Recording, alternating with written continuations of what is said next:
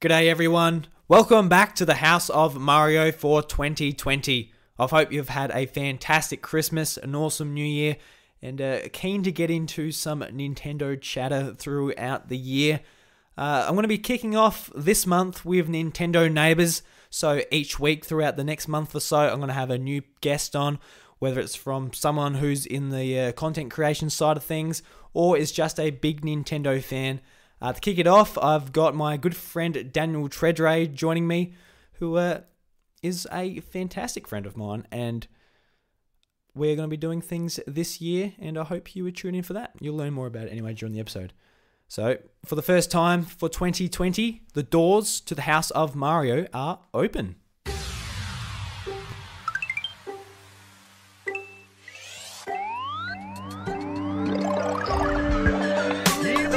What's up, everybody? Welcome to the House of Mario, the Aussie Nintendo podcast, backed by 120 power star rating, and the doors to episode 128 are open. I'm your host, Drew Agnew, and joining me is my fellow Nintendo neighbour. It's Daniel Tredrea. How you going, man? Yeah, I'm alright. How are you going on this fine, humid day? Sweaty? Very, very sweaty. Wearing a singlet. I got out the shower, right, and I'm just sweating like a pig. I feel like I'm up in Queensland. It's no good. Don't like it. Yeah, it's not ideal. Not ideal. Not a fan of this at all. So, Dan, you've been on the show before. You've been in the House of Mario a couple of times. You've been gallivanting around with Bryce and I. And I've got you on this week because you're down. So I thought, why not chuck you on a microphone? You can talk about I'm a guest Bryce this episode. You're a guest Bryce.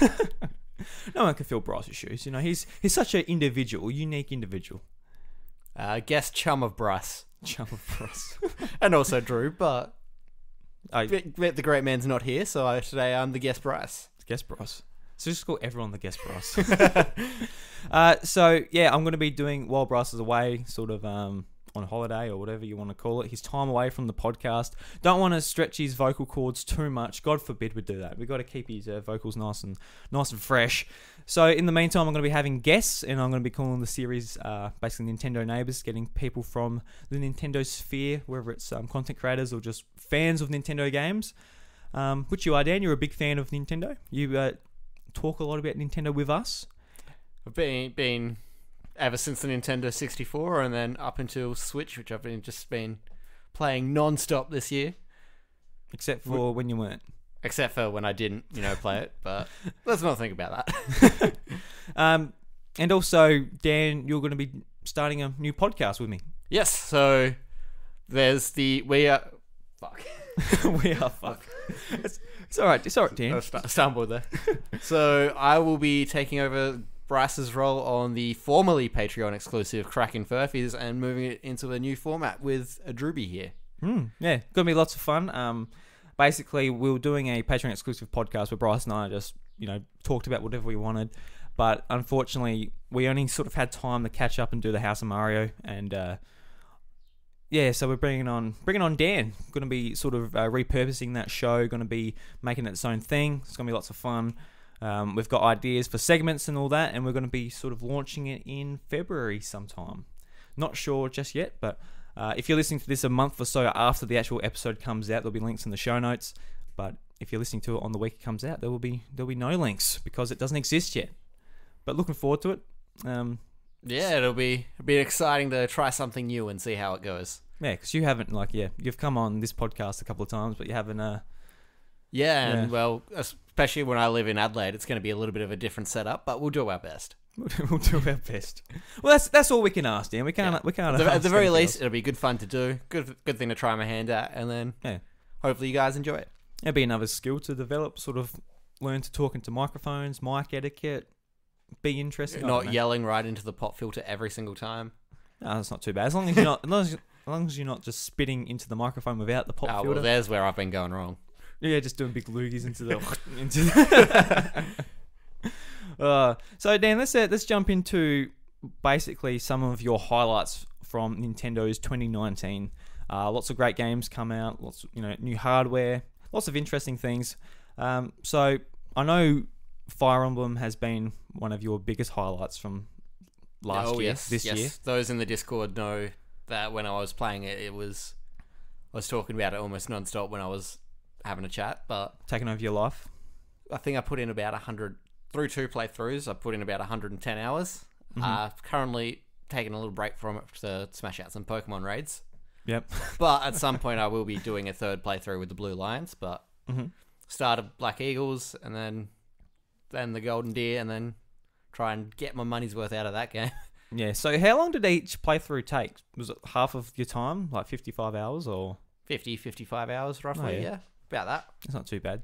Didn't really rush it, but I also didn't really dawdle it. So I feel like on average, like 50 hours is a good playthrough length. Yeah, because I haven't played it yet. It didn't grip me enough to just smash it out like actually a fair few of my friends did. But yeah. I just really enjoyed the whole turn-based strategy, and then kind of diving into the whole slice of life, I guess. I quite like the slice of life. Yeah. And then you said yourself you didn't really jump into the combat, but I found it pretty interesting, trying to work out different strategies to try and get what I wanted and cover the maps and all that. But yeah, I thought it was a good time. I also played a lot of Awakening. When that came out, that's what initially hooked me on Fire Emblem. Didn't play as much as Fates, just didn't measure up to Awakening for whatever reason, and that was when they tried to do the whole split it into 3 games, which was frustrating. But I feel like they kind of got back to what they should be doing with 3 houses rather than compared to Fates, and sort of drew in quite a larger audience as well, kind of being almost a marquee title for the Switch, which is really doing well for Nintendo. Yeah, it's good to see Fire Emblem still going really well, especially after the 3DS. Obviously, it exploded. And then going into the Switch, it's just it's still going on strong. Of course, the army of Sword Boys in Smash. Sword Boys, yeah. Sword Boys. Sounds like Soy Boy. I sunk a lot of time into Fire Emblem. I actually had to do a bit of running around Adelaide just to actually find a copy, so it was pretty popular. Oh, really? Yeah, I remember, because I didn't pre-order it, and I was working the day it came out. I was like, I'll duck down to the shop on my break. Went down the first Target, couple of suburbs over, sold out. Finished work, went into the city, went to all the stores in Rundle Mall, all sold out. Got lucky on on the Sunday of the first weekend, but it's very hard to surprisingly find a copy, and I like having physical copies versus you having a lot of your things digitally. Yeah, I just sat on my ass on the couch, bought it, downloaded it, waited a couple of hours for that Australian internet to eventually finish downloading. Nah, it's actually not too bad. I mean, it's what I'm used to, so I don't know. It's not as bad as your internet at the airport. Oh, it's dreadful, but that's beside the point. It was surprisingly hard to find a copy, but then when I did, I definitely got my money's worth. Yeah, it's probably one of those games where retailers just went, we're not going to get that many copies in, and yeah, I guess it kind of sold a lot higher than initial expectations of your targets and your big W's, but that's a good thing. Yeah, absolutely. Even if it's slightly annoying at the time, good to see. And it's a big thing too, like you wanting to actually do the 3 playthroughs instead of just I'll play once and look them up on YouTube, because that's probably what I'll do. I'll probably play through the once. I was like, with other games that I've been like, I'll just look it up later, and then I just don't. Whereas I feel like I just kind of want to get to know each of the characters and go through each of their stories, because they're actually pretty different. And yeah, I know you won't get all that just looking at a like a playthrough or something, like a Cliff Notes. But I feel like I've actually enjoyed it enough to validate going through a few different playthroughs. That's awesome. And then on top of that, I've still got the DLC I've been away recently, and there's been a couple of waves of DLC come out that I want to explore that I haven't seen yet, because I haven't played it in a couple of months, and it'll be there for when you come back. Oh yeah. So, you went on a trip in Europe for a few months, and you didn't take your Switch with you. But what were you playing before you went on your trip? Fire Emblem. You were still playing Fire Emblem. I mean, your classics like your Super Smash Bros., which, even though it's the end of last year, I guess a lot of its lifetime has been this year, so it's highlight of this year, even if I'm not that great at it. It was got into a little Mario Kart hole there for a bit. Oh yeah, sunk in a few hours in that. It was doing pretty well in online. Yeah. Did you? So you just picked up Mario Kart this year on Switch? Yeah, I was telling Drewby yesterday, I initially didn't pick up 8 Deluxe for Switch straight away because I had it on Wii U with the DLC, and he just kind of looked at me and was like, "Dan, that's dumb." Yeah, well, I just said to him like, Dan, like really, you've got a couple of mates over, you got the Switch out, you're playing Smash, you go to Mario Maker, you just go in between games. It's like, all right, let's play some Mario Kart. So you get out you hand out the Wii U tablet, and like your guess would be just like, Dan, you're a psychopath. Why are you giving me this when we're just playing the Switch? What is this outdated technology that only came out about 7 years ago? Yeah. And, like, to be fair, if you're, like, a big Mario Kart person, the deluxe version's easily worth spending the money on. I mean, I really don't know what I was thinking. You're trying to be good with your money. That's a good thing, Dan. Don't be ashamed of that. I'm just being sarcastic, but, yeah, you should have got Mario Kart. Yeah. It is definitely far better on the Switch. Yeah. As most games are compared to the Wii U. The Wii Brick. The Wii Brick. Yeah. It doesn't even work as a frisbee. Doesn't fly very well. No, it doesn't. No, but I've tried that. We tried throwing it to each other out in the backyard, and it just didn't go well for us. No, it just doesn't get airborne very well. So, yeah, you didn't take your Switch on your holiday. No, I didn't. Because you just took your backpack over there. Yeah, I just couldn't really fit it in. As some people, regular listeners might have known, for the past few times I've been on, I was trying desperately to avoid Pokemon spoilers. So that's meant like an extra month of keeping all Nintendo related accounts, except for Drewby, of course, blacklisted on my social media feeds. Of course. It was really hard to avoid the spoilers. But if you're in a different country, not really on your phone. Yeah, I mean, I got a couple of annoying spoilers just from like YouTube thumbnails and stuff when I was just like passing the time on a travel day. But like, I managed to get through and avoid a lot of the spoilers, which I gather I was a lot luckier than most people who were trying to do the same thing. And you avoided the spoilers after the game come out too. So you've done a real good job. I got back into Australia roughly the 13th of December, which at that point the game had been out for roughly a month. Yeah. And I hadn't seen anything else going in, which was good for a change to actually go into battles and be like, what is that? Yeah, because you're like, what the hell is this? It's an apple. I'm like, Applin is one of the coolest new Pokemon. What do you want about? My quote was, now that there is an apple, nobody can talk shit about the Vanillish Vanillux line. Which, I mean, actually having caught an Applin now and got a Flapple, they are a little bit better than the ice creams, but there are still some a bit designs in the new game that are a bit how you go. Oh, there's nothing wrong with Vanillux. It's just an icicle with ice cream and a face on it. I'll get one. I mean, I trained one in black and white, so... Yeah. I wonder if their ice cream regenerates and you can just like lick it all the time. What do you reckon? It'd be good for these hot Australian summers, even though it'd probably die very quickly. We'll put a never melt ice item on it and power up its ice moves. And come on, Nintendo, give the people what they want. Real life Vanillux. Oh my god, yeah, like in front of a Nintendo store, set up like a little ice cream section. Do like Vanillux, strawberry Vanillux. Our creamy. You can do like give out all the food Pokemon. A bit sadistic though. But, you know, they're the ones who... Swirlix, Swirpuff. Yeah, well, they're the ones who made Pokemon based on food items, so it's on them. Blood's on them. Yeah, they could make some Applin pies. Oh, yum. Well, there's what's his name? Applin... The apple Applin, Flapple, and... Oh, Appleton. There's Appleton. Appleton. I got Sword, so I haven't got an Appleton yet. Yeah, but he is an apple pie. But he's a big, delicious apple pie.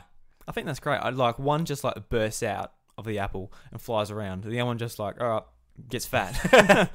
Gorges himself in apples. Yeah, because he has a sweet apple, so it just makes him fat. Well, the tart apple just makes him angry and he wants to get out of the apple. Yeah.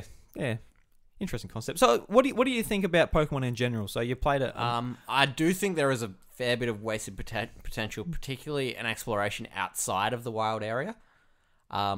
I really don't like the train mechanic because I feel I would rather go through those caves and stuff by myself. What do you mean by the cave? Like, if you look at the Galar map, the train goes through a bunch of tunnels and mountains and stuff. Like, I would rather just... I mean, I understand why to try and... But why they didn't put that extra cave route in. But it also does kind of make the game feel a bit rushed. Yeah, I guess because... like the caves you do get to go through, the mines, they're not very long, or they remind me, they're a little bit smaller than like the Union Cave in Gold and Silver. Yeah. Like I feel like they put a lot of their time into the wild area justifiably, but that kind of the other parts of the game felt slightly rushed. They're pretty much just like a Diglett tunnel, aren't they? Yeah. From the original games, yeah. Yeah, it would. Like, I would have said 75% of the development time would be figuring out how to do the wild area, which they did well. Yeah, the wild area is great. But everything else is kind of underdeveloped a little bit. Yeah, it is the wild area is so good, then it is jarring when the exploration is cut down in the normal routes. I didn't mind so much because my exploration was just like, oh, what's in the grass, and like finding everything, because there's so many different species in like just one patch of grass. But yeah, apart from like actually looking about the actual route itself, it was very like directional, like go this way. Very linear. I mean, there's Route 6, which had like, ladders everywhere, and it was a bit like... I mean, that was fun, and you had like all the phalanx like walking around, like having to dodge them if you didn't want to fight them, like... And like there was the one with the fossil expert on it, he like kind of climb up the mountain, but aside from that, like there's unused space that I could have put like an extra cave in, or could have done a little bit of extra development, but... Yeah, and they do a little bit too, where like, the snow route, where like you get the bike and you can go back, and then you can access different areas, get like some pretty decent items if you go back and have a look at the to the left of the bridge and all of that stuff. But yeah, that's as far as it goes in the routes.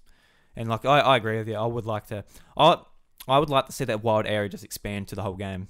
Oh yeah, I think that's what most people want, and mean because like one of the major things that I was worried about was like the scaling of the wild Pokemon, which they got right. Yeah. So if they just did the wild area for the whole thing, I don't really see a problem.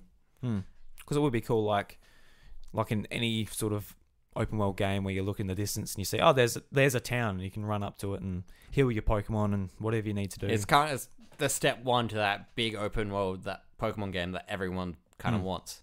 Yeah, and they kind of proved like dipping their toe in the water, whereas maybe next gen they'll just dive full on in. Or I haven't heard anyone say that they didn't like it. So yeah. Actually, like I just want to talk a little bit about actually Diamond and Pearl remakes, or whatever the Pokemon games are in 2020. Because I was just thinking, like the wild area, like that's a mechanic that can't go away. No, it can't. But and then like Diamond and Pearl remakes, do you reckon they'll put them into, say, like a remake or a reimagining of a past Pokemon game? I feel like they would do it as post-game content if they put it in. Yeah. Because they could like put it in the actual Sinnoh region, because there's bits of the map where just aren't used. It's just like represented as like grass and hills, or they could send you to an island or something, which is like, hey, this is an open plain island. It's like, do whatever you want. But I feel like for the actual, if the remakes happen, which may or may not happen, I feel like they'll stick closely to the original plot line, and then seeing the success of the wild area, that'd be like extra post-game content, like the Sevi Islands and Fire Red and Leaf Green, or I don't think legendary hunting in like Omega Ruby, Alpha Sapphire. Yeah, I don't think it can be post-game content, because it's such a selling feature for, I guess, Generation 8, and to like have like a Sinnoh game a part of Gen 8, it can't be like, oh yeah, you can access this after the game, because like, and them especially, Game Freak cater to people that just pick it up, play it for 20 hours, put it down. That's who they cater to. That's who they care about, to be frank. So they're not going to be put it in afterwards, I don't think. But yeah, it's just something I've been thinking about, like, because like with Omega Ruby, Alpha Sapphire, the whole like thing was like, oh, Mega Evolutions, that was the big thing. And then you could like, in the post game, soar through the sky and go to all those little different islands. I could see them kind of developing that sort of mechanic into a pseudo wild area, maybe. Yeah. But I feel like I'm kind of thinking like they'd want to stick closely to the wild. Hold on, that's all good. My phone just went off. I feel like they'd want to stick closely to the whole like original map, and then try and do. It's kind of interesting how they would do if they go straight away from it, or try and shoehorn it in. I mean, how do you think it would implement into Diamond and Pearl? Like, where exactly would you put it on the main map? Like around Mount Coronet in the middle, or? Yeah, maybe. Like a lot of people complain about like Mount Coronet being like an awful mess. You need like 7 TMs to get through, or HMs to get through it, or something ridiculous like that. So like 2 Pokemon slots in your party up just filled up, just with all Surf, HMs. Strength, Defog, Flash. Rock Climb, Rock Smash. Oh yeah, It's I forgot about those extra ones. Yeah, it's just like Jesus. So yeah, I mean, it could be done. I just think Game Freak are a bit more conservative when it comes to that sort of thing. So I wouldn't expect it. We'll find out in the next 5 months or so anyway. if they do announce it. Yeah, if they do announce it, or if they just announce Dinosaur, Shield. That's what I'm just calling the second versions of these. So why Dino? Dynamax. Because Okay. I saw a thing on the internet, it was like Ultra Sun, Ultra Moon. The key part of those games is Ultra Beasts. Whereas the key part of Sword and Shield is Dynamaxing. Dinosaur, Shield. Oh, That's a bit of a mouthful, but it's a working title. In my head. Well, the thing with Ultra as well, it works. Like Ultra, it means the best. So like, oh yeah, I'll get that one because it's Ultra Sun. Wow. But Dino, it's kind of like what? Dino. Gigantosaur. Gigantosaur. Yeah. Personally, I'd probably prefer if there were no Pokemon games this year. Yeah. But well, no main series at least. I just want Game Freak to like not rush the next one. Yeah. We just got like the lead up to Sword and Shield took a lot of energy out of me because of of the internet tantrums. All of the crap and just like, it's not even just the tantrums, it's like my own personal feelings too. Like, I was disappointed going into it and I enjoyed really enjoying it. I played 150 hours of the game. Don't get me wrong, I love the game. But yeah, that's just in the first week alone. First 2 weeks. Not quite. It's up to now. So it's been 6 weeks or something. 6 weeks non-stop with his 1,200 eggs for shiny hunting. Yeah, that lit week almost killed me. Yeah, it was funny when I got it though. I'm just like, instead of like, yes, got it. So I just looked at the TV and went, thank fuck for that. And that's done. Got no emotion from me or whatever. I'm like, no, I would like Game Freak to definitely like develop whatever they do next a little bit more. Yeah.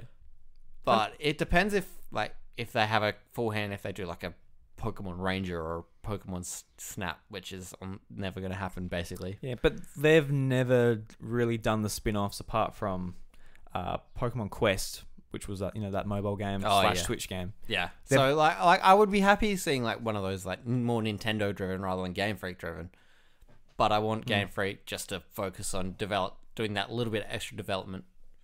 And now that they've got a whole lot of like the base models for Galar done, like maybe like expanded a little bit for the traditional third version. Yeah. Like playing through this game and thinking about it more, I don't think it's like, oh, we don't have the models ready. It's not necessarily that's the reason why the rest of the Pokemon aren't in it. It's just because like when you're thinking about making a new Pokemon like this, they sit down and say, Galarian Wheezing, we're going to give it ability that neutralizes other abilities. But they can't just do stuff like that without breaking, say, Slack off and Regigigas. So that's another way to look at it. Yeah, limiting the pool. They're like, well, we can do this, we just can't include those. And say in the next games they have slacking, but they can't have an ability, they can't have neutralizing gas in that game because then it will break slacking. So I think it's mainly about balancing and sort of like making the games like, because I don't mind that all the legendaries aren't in it. I think personally, I'm okay with the national decks not being there. Like I don't miss running into Zubat every 5 minutes.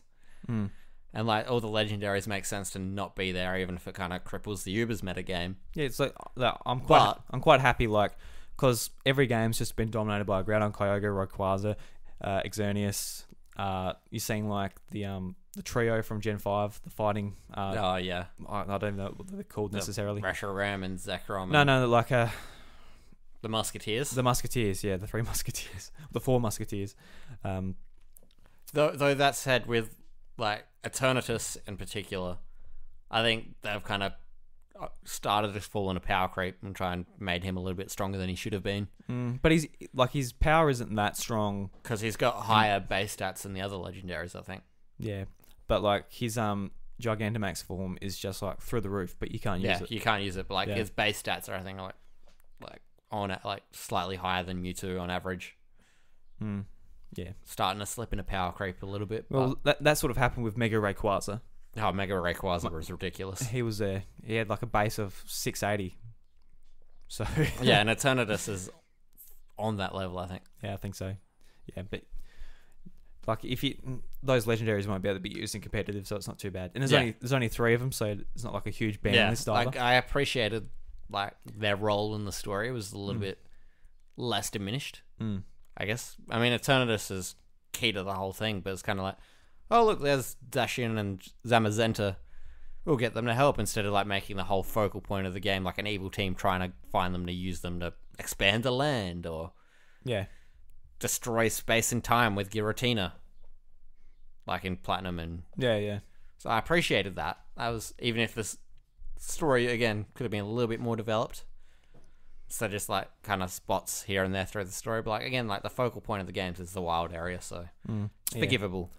I enjoyed the story just because it was like it took a back seat. It was about the characters and about versing the gyms. That's what I want in the Pokemon game. I don't need all this. I was getting real sick of just like running to the bad guys all the time because they usually the bad guys in here not even really being the bad guys and actually being kind of good and just a little misguided.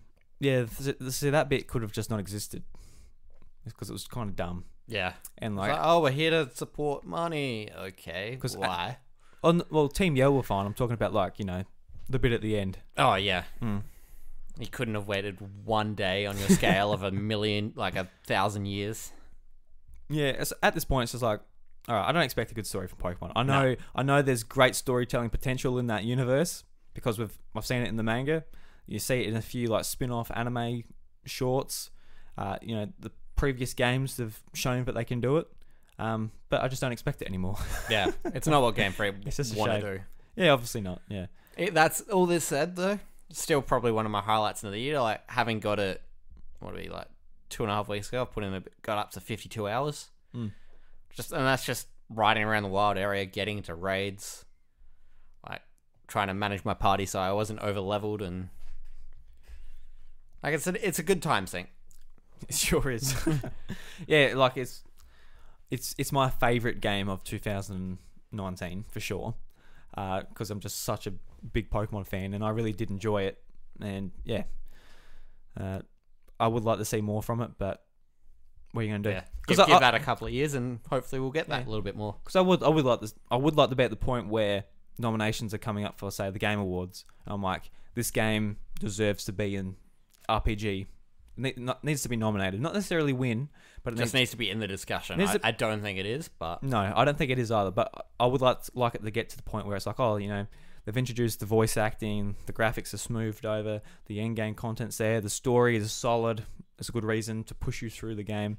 Like they've got like obviously the base for Pokemon's great. The gameplay's some of my favorite just in the industry.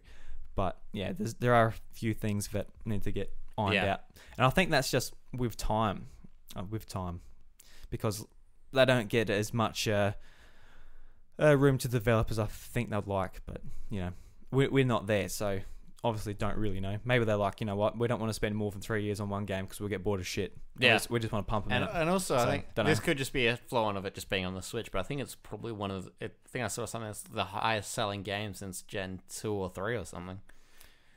Yeah, in the first few days it sold 6 million worldwide, which was huge. It didn't beat, it wasn't faster than Sun and Moon because that was off the Pokemon Go hype train. Oh, yeah.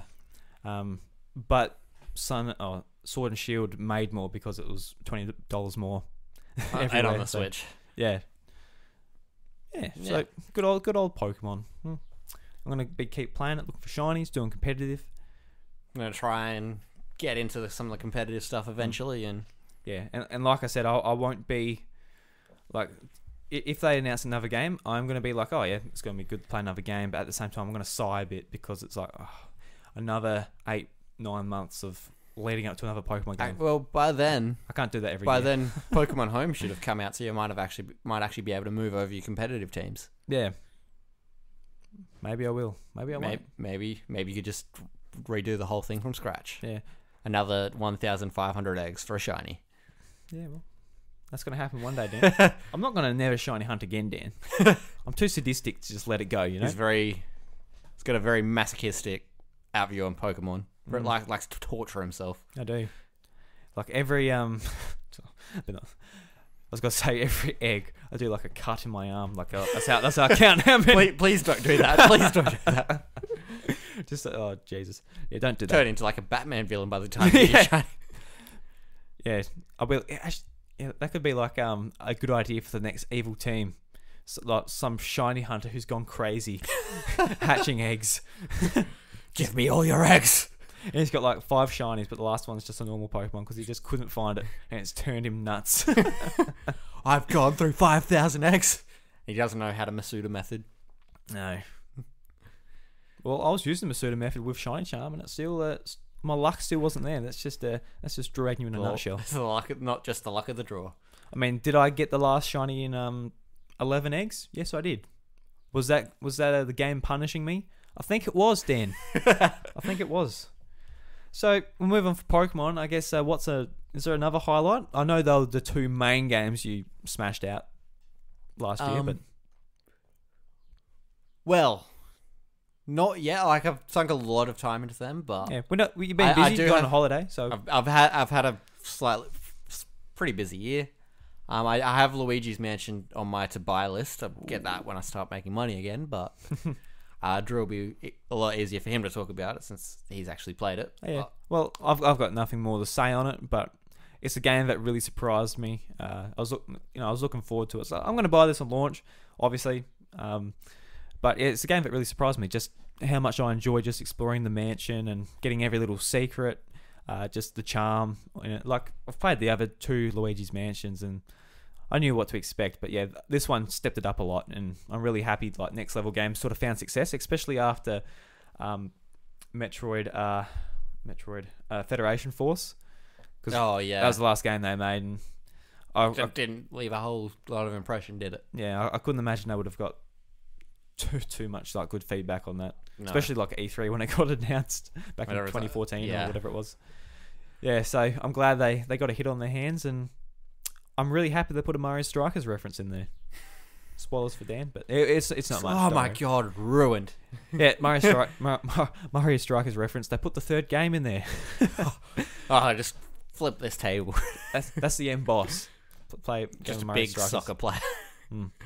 No, so a lot of what I played this year was like either games that had come out, like Mario Kart, Super Smash, Breath of the Wild. I jumped back into that for about 30 hours, but then like. My big time sinks have been Pokemon Sword and Fire Emblem. What about you? Other than Pokemon aside, what else have you spent a lot of time on this year? Well, I sort of like with my I guess work schedule. I usually end up playing a lot of games at the start of the year. Then the middle of the year goes quiet. Actually, then sort of like this time of year onto March is like when I can really sit down and like play a fair few games. So it sort of like goes a bit quiet until the end of the year. So there's like some blank patches, unfortunately for me, as much as I'd like to play everything and be able to talk about it. But I remember this time last year playing Gris, or Gree, or whatever you want to call it. Grice. Yeah, the indie game, which is just like, I put headphones on and it's just so beautiful. Do you know what I'm talking about, the game? Unfortunately not. So it's got like a really beautiful art style. It's like, I guess, sort of watercolor, sort of. I think it's like the name's French, so I assume it's like based off like French art. And putting the headphones on, it's just like a 2D platformer. It's like a very sort of basic puzzle platformer. There's no enemies, you can't die or anything, but you're just going through it and getting the visual and audio experience and getting in your ears. And yeah, it's something that just like really made me go wow as I'm playing it, just in handheld mode, sitting on the couch while everyone else is watching TV, and now I am just like whoa. So that's something that stood out to me. And there's Katana Zero, which was a lot of fun. I didn't play all the way through it, but the bits I did play were just, that's another game that really surprised me. Like it looks like just another indie game, but just it's the way you can move in it, it just feels so good. And it only takes one hit for you to die, but you instantly flash back to the start of the level and you just try again. So you just start constantly like trying again. It's up there with probably Dead Cells, which is like just a really fun 2D platformer. A bit different to that. Dead Cells is like a Metroidvania where you get sent to get sent back. You've got you lose all your items, but you sort of gain your experience and you get growing stronger gradually. So yeah, they're the two I can think off the top of my head. Indie gems for you this year. Yeah, and there's a lot too. Like I know Cadence of Hyrule will come out. Bryce absolutely loved it. I quite liked it. I didn't like it as much as he did, but yeah, he absolutely loved it. I remember for the 5 minutes I played on it when you guys were up in Adelaide for AvCon that I was absolutely terrible at it. But yeah, there's a big learning curve because I was pretty bad at it too. Because I play drums, so I'm like, oh yeah, I'll get the beat pretty easy, like dum dum dum dum. But it's like, no, that wasn't happening for me. So it takes a little bit. You can turn that off and get used to it, but it kind of beats the purpose of the game. Becomes like a normal Zelda game with less combat and good music. If you just turn off. Well, I mean, Zelda games have good music generally anyway, so it's... They do. So it's a flashback to A Link of the Past. Yeah, well, okay. It's like a Zelda game and you're playing SoundCloud remixes. That's what it's like. Yeah, I like the... Obviously, it was a great year, 2019, so there's heaps, but... big year for Nintendo. Yeah, big year for Nintendo. And like a lot of it was just doing this podcast and the lead up to Pokemon. Pokemon's the main thing I was thinking about. It's the main thing I was looking forward to. Like stuff like Luigi's Mansion. Oh, that's a week away. Pre-order it. Get it. Wow, this is great. This surprised me. Link's Awakening. Oh, yes. That's another thing I actually played this year. See, I didn't finish it. I didn't play a whole lot of it. Mainly because I think it just didn't grip me at the time. And yeah, I've played about 10 hours worth. It's one of those games that's much better in the handheld mode of the Switch than on TV. Yeah, I did find it very easy though. Yeah, like there's not much of a difficulty curve from what I had seen. Because like 2D Zelda games are some of my absolute favorite games. So when I'm in the mood, I'm gonna smash out that game pretty easy. I think like 12 hours. Yeah, like it's not a long Zelda. I think I just got like halfway roughly. I mean, that was just kind of a little bit of messing around, but like, yeah, from what I heard, like it was like a nice little polish up on a game that like I'd always kind of wanted to, because I missed Link's Awakening. Like I just played like little bits in the Virtual Console, but it's not really the same thing. Yeah, so that's where I first played at the Virtual Console as well.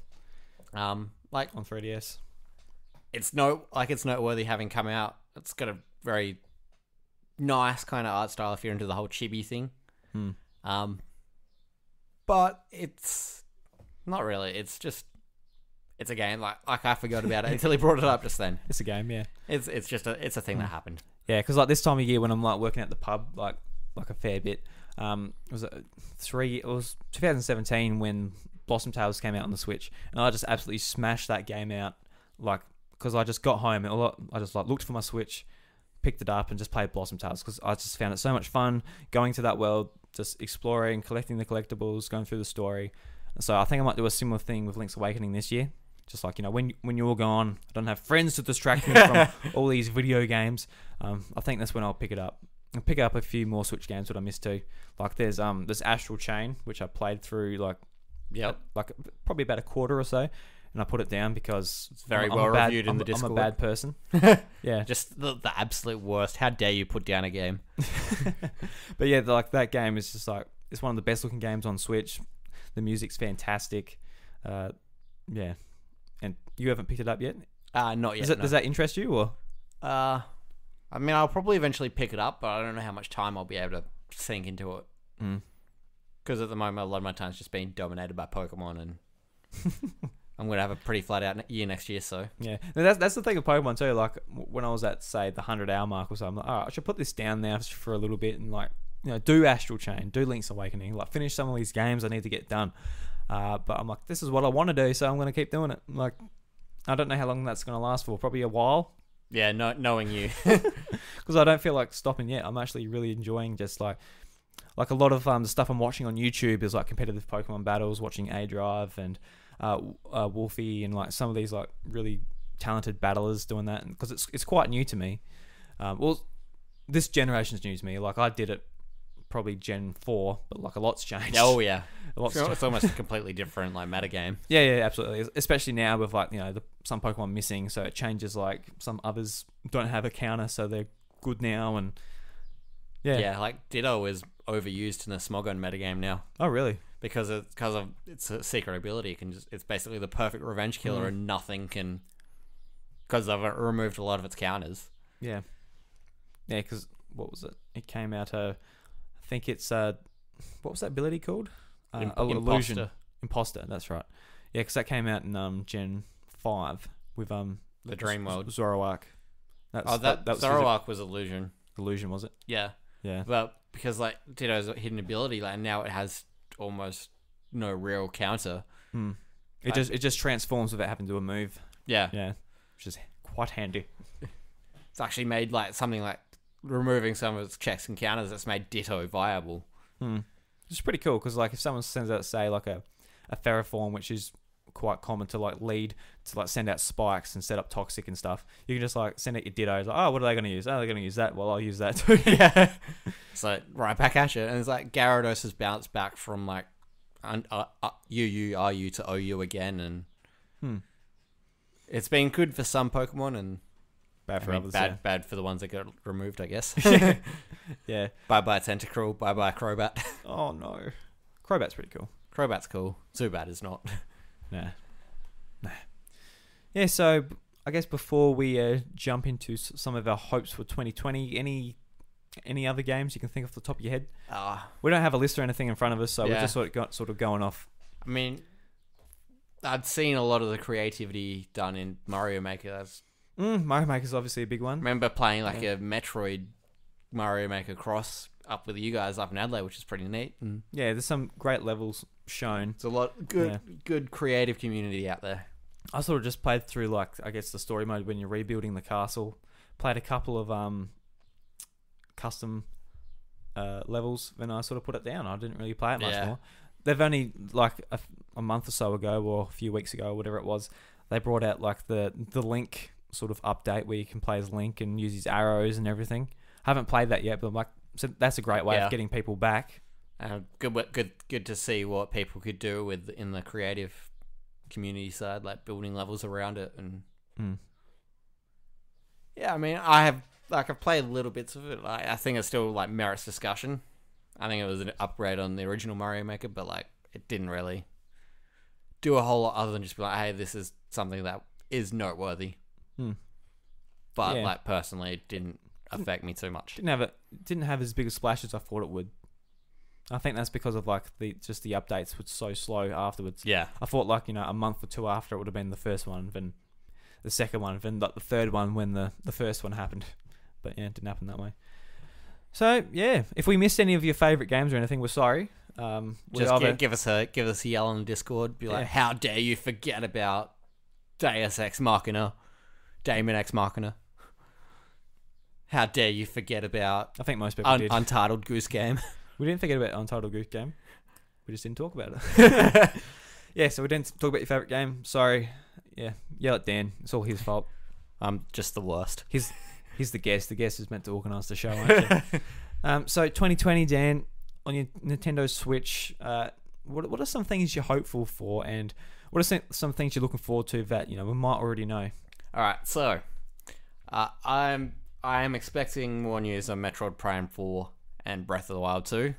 Possibly E3, possibly Tokyo Game Awards. I'm looking forward to new Animal Crossing. So how much? Talk about Animal Crossing just while we're on this. How much Animal Crossing have you played before? I played New Leaf. So that was your first Animal Crossing? Yeah. Remember playing that, like, thinking a few hours with you down at the beach, actually. Oh, yeah. And we were all just at the beach, and we're like, oh, we'll go fishing in Animal Crossing. Because my first Animal Crossing was the DS one, Wild World. And I absolutely loved it. I pretty much played it by myself. There was one girl at school who loved it as well. So, like, we're, like, caught up and, like, do you have any pears? It's like, oh, I do actually. So, well, that's fantastic. I need some pears. Like, exchange fruit and all that stuff. But like, none of my friends were really into it. Then with the 3DS one, with New Leaf, I'm like, hey guys, you need to get this game. It's pretty fun. And you guys picked it up for a little bit and put it down relatively quickly. I think in turn that sort of made me put it down quicker than I would have if I was just playing it by myself. So I put like 50 hours or something into New Leaf, but it was nothing compared to the previous Animal Crossing game. So since then I've been like looking forward to the next game, because all right, this is going to be the one where I'm going to be like, it's going to be like an everyday game. Turn it on, do whatever I need to do, turn it off. Yeah, just like pop in for 15 minutes and then, or whatever you just want to unwind. Yeah, and I've been looking forward to that since Pokemon Quest, because Pokemon Quest was like, that was the first game I turned it on, did my little raids or whatever you want to call your expeditions. I think they're called expeditions. Go out, get my items, cool, turn it off, play another game.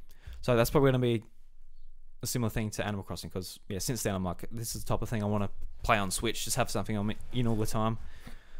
So yeah, I'm really looking forward to Animal Crossing. That's probably the main thing I'm looking forward to next year. Even like with these pie in the sky ideas, like, is Breath of the Wild going to be out next year, and is this going to be out next year and that? But even then, like, Animal Crossing's like, it's something I've been looking for a long time. Like the Wii U, even along the life cycle of that, like, where's Animal Crossing? Where's Animal Crossing? Where's Animal Crossing? They released like the Happy Home Designer, or they released like the Plaza, which was just like a Miiverse for Animal Crossing fans, because like the 3DS one was so big, so they just made a Miiverse community, and like they had all the HD models of all the villages and all that, and it looked so good. And we're like, oh, we can't wait for the Wii U one because it's going to look like this, and it just never came out because it obviously wasn't worth their time. Yeah. Well, I mean, there's a lot of things missing from the Wii U, so there is. But yeah, finally Animal Crossing. Really looking forward to it. I love like the look of the crafting and sort of starting from a tent instead of just like a little house. And like the island's yours. You can like customize the whole island pretty much like you'd customize your house. Put down a campfire and you can like dig out trees, put them where you want. Like it's just like a lot of quality of life features. I think like weeds, like you pull them out, but they become items you can use to craft. Whereas like in other games, you're just like, oh, I haven't played for 3 days. I got to do some weeding, and then you get nothing from it. You pull them out, and they're not even an item.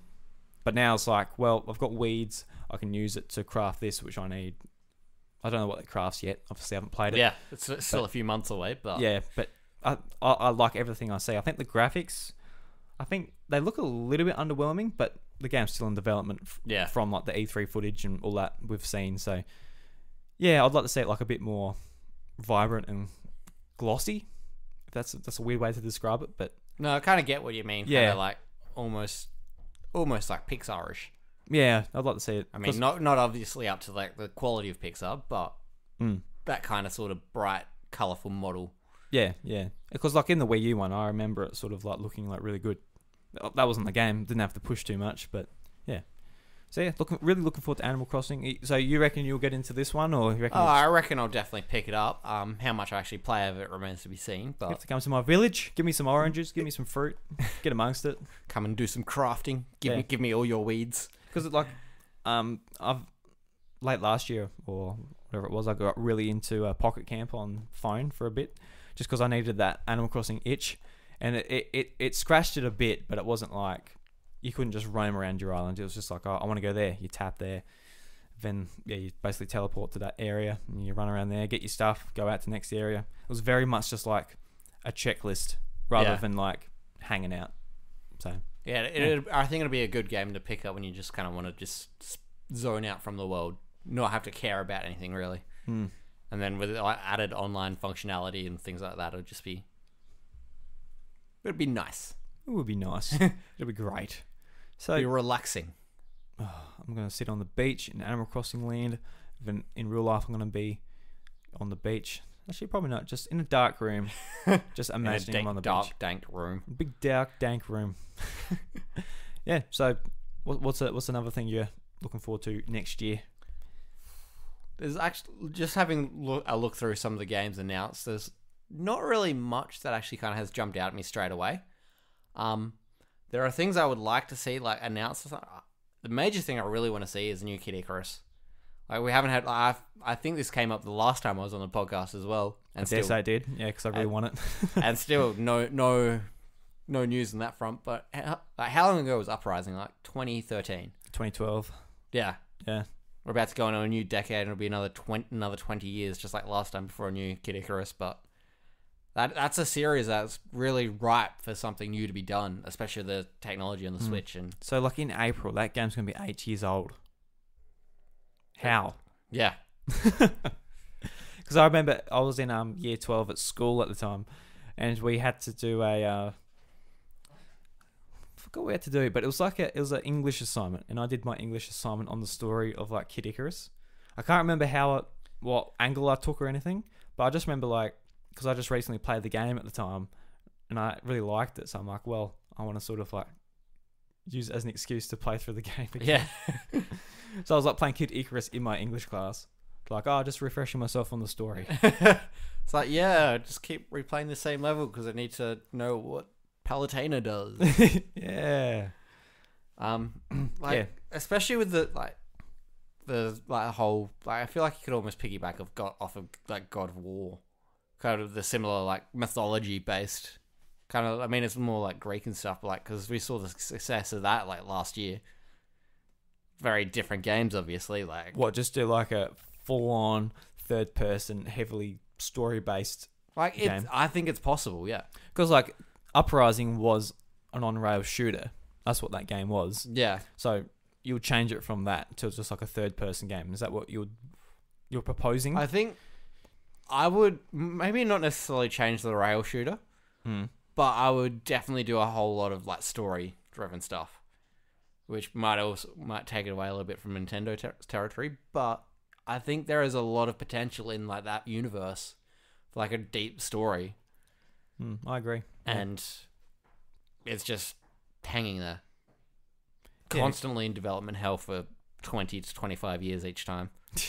Yeah, I don't want to wait another 25 years for another game because I really enjoyed the game. That was a game which I was looking forward to. Then reviews come out and people were like, "Oh, this game sucks." I'm like, "Oh, really? That sucks." I mean, the controls weren't great, but like, no, if you can get past that, like, it's a pretty good game. Yeah, far from ideal. And now that we've got Switch where we can play with the Joy-Cons and the Pro Controller and all of that instead of just one little nub and the touch screen, yeah, it can be a really, really great game. Especially like up the graphics a bit, have like twin stick controls.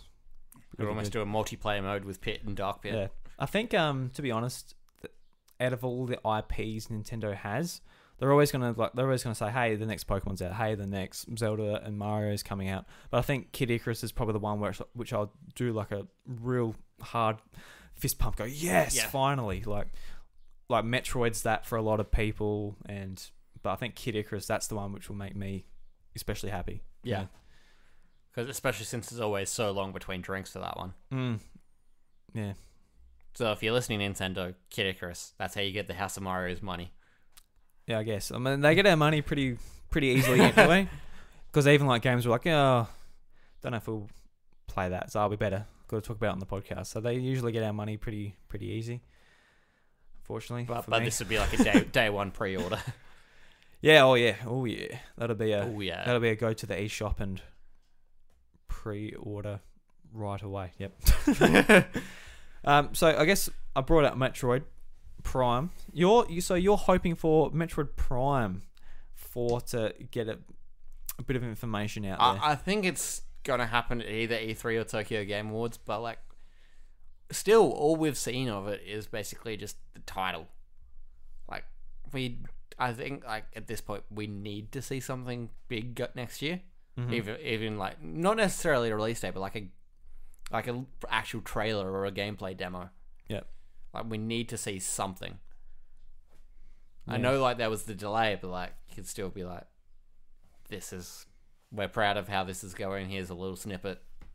Like just going from what I assume has been done since they got the team together and re-announced that Retro's taking over it and that. Like, they might have enough to show, but I think they'll be pretty tepid too because of what happened. Yeah. Like, they come out saying it's in development, then obviously it went to crap. I think, like, just to avoid... I think the next outing, they're going to be wanting to go, this is the game, this is why it's good, it's coming out now. I think that's what they'll be wanting to do. I don't think they'll be ready to do that this year. I just want something to whet the appetite. Kind of... Because it is like, it's been pretty hyped up for such a long time. Like, just something to like stoke the fire, and like if there's like, hey, here's a little bit of Prime footage. Yeah, the internet would kind of explode a little bit. Yeah, like, for better or for worse. Yeah, like I think they know the marketing pop would be quite good for them, but at the same time, I think they'll just be like, this was a big fuck up on Nintendo's part, whether it was their fault or not.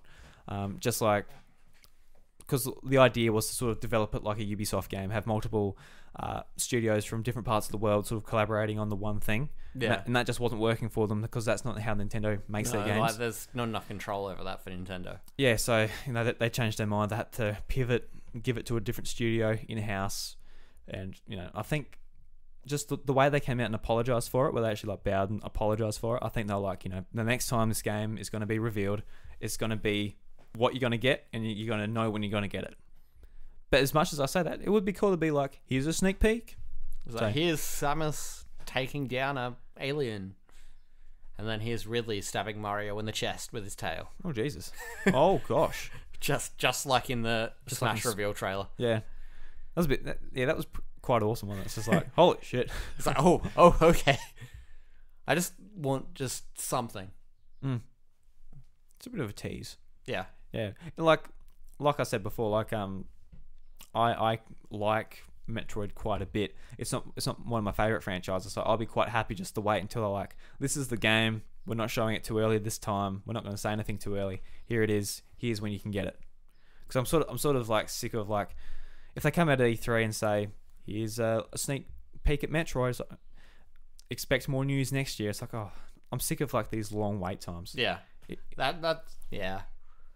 Like, I just kind of want something just to reassure me almost. Reassure you. Like, you got the shakes at night, like, oh god, I hope it's gonna be good. Is Prom 4 okay? Oh, I hope Samus is okay. Oh god, development hell must be torture. Were you looking at the cat? Yeah, where did he go? She come through the door. But yeah, anyway, aside from being distracted by a kitty. Yeah. Hey Nala, do you want to come on the podcast? Nala. Hey sweetheart. You purr into the microphone? No, she doesn't like being picked up. Good cat. Yeah. Anything else about Metroid or? Oh, I think we've covered most of the base. Just what I want out of it is just I don't necessarily need the game. I just want to know it's okay. Yeah. So I guess a 3D Mario. You reckon we're going to see that? I don't know if I'd see it necessarily. On the scale of Mario games, we're due for something. But I would like a 3D one, like in the style of Odyssey, because that went gangbusters, and I don't really want another 2D scroller. So maybe like an Odyssey 2. Yeah, I personally like to see something different to Odyssey, just because like Odyssey was, I really enjoyed it, but it wasn't my favorite Mario game, or 3D Mario game. So I don't necessarily need to see like the hat mechanic and all of that stuff again, but I would like to see them do like a different 3D Mario game. Like when they went Galaxy, even Galaxy 2 was like one of my favorite Mario games. So them doing a second one was like, all right, I'll do it again. And there wasn't necessarily that surprise of the gravity mechanics again. It was just like more of what was fun before. Whereas Odyssey, I'm not like I need to jump on my hat again. Yeah, I don't need to jump on my hat again. I don't need to take over enemies again. Like, especially with Odyssey, there's so many moons. You can play that game. Oh yeah, like, there's a lot of depth to it. Yeah. But it's been a couple of year and a half, couple of years now. So yeah, well, this will be it'll be the third year by the time it comes out at the end of this year. So yeah, because like Mario games typically are on a 3-year dev cycle, except for Odyssey because it would have been delayed because of the Wii U and the Switch and all of that mess. Like even like we're due for something new in the Mario world. Just I want it to be 3D rather than 2D. Yeah, I want it to be kind of more along the lines of like Odyssey than like new Super Mario Bros. Like what I would love to see in the 2D space, not the new Super Mario Bros. Stuff that's done to death. I think Nintendo have gotten the idea of that now. Like Mario Maker's out. I don't think it's really worth them bringing out another new Super Mario Bros. Game. But I'd love to see like a really artistic and like different 2D game. Like something like something animated like Rayman Legends, Rayman Origins, something like that. The first thing that pops to mind is Paper Mario. Yeah, like even like kind of 1000-Year Door-ish. Yeah, but even I would like to see something even more stylized than that. Something like really like hand drawn, and like because there was a fan game. Someone basically reanimated the Super Mario Bros. Super Show into like a 2D game, and it was like all hand drawn, all the animations of him punching like the blocks, jumping. It looked like really good, and seeing like the polish of like Nintendo's team making something like that would be awesome. Oh yeah, and like put like a mechanic in there, which is so like Mario can turn into a paintbrush or something. just make him turn into a rock, and he just sits there. I mean, that's been done before with the was it Tanuki statue? Oh yeah, yeah. So yeah, I'd like to see that. If like, I don't want 2D games to disappear from the Mario games. It's just definitely not. It's just what they've been doing. It's just like so meh. Yeah, it's like I don't want. I want something in that 3D world because they seem more inclined to experiment there. Oh yeah. But yeah, if it has to be a 2D game, because they're the ones that typically sell the best too, unfortunately. Yeah, well, they're just easy to make, easy to produce, easy to get out in the market. So. Yeah, because especially now, Ubisoft aren't making Rayman games. I'm like, all right, someone fill this gap for me. There's like Shantae, and there's like still a fair few stuff out there, but because like Rayman just felt so good to play. Like you jump and you hold down, you do a dive forward. You know, you got your hover if you hold in A, spin around with his ears, and then it just got devoured by rabbids. Oh, well, that didn't. They just stopped because Assassin's Creed and all of these. Well, because the rabbids kind of came out of Rayman, and then all we see now is rabbids this, rabbids that. Yeah, well, not really. Just Ubisoft changed their teams to be making other stuff. Like it's all like online shooting games. Oh yeah, pretty much now. Because Rayman wouldn't have sold anything near those types of things, but yeah. And Breath of the Wild 2, Bryce is pretty adamant that we're gonna see it out this year. I'm like, I don't think we will, but I hope so. That'll be cool. I don't think we will either, but I do think that since they gave us the trailer so quickly, I think we'll see a pretty developed trailer at E3. Yeah, we should at least say like it'd be like say like a 2021 game, like early to mid 2021 maybe. Yeah, it's going to be positioned obviously around when it's finished, but I think a lot of when it's going to come out is like a strategic plan against PS5 and Xbox. Oh yeah, Series X.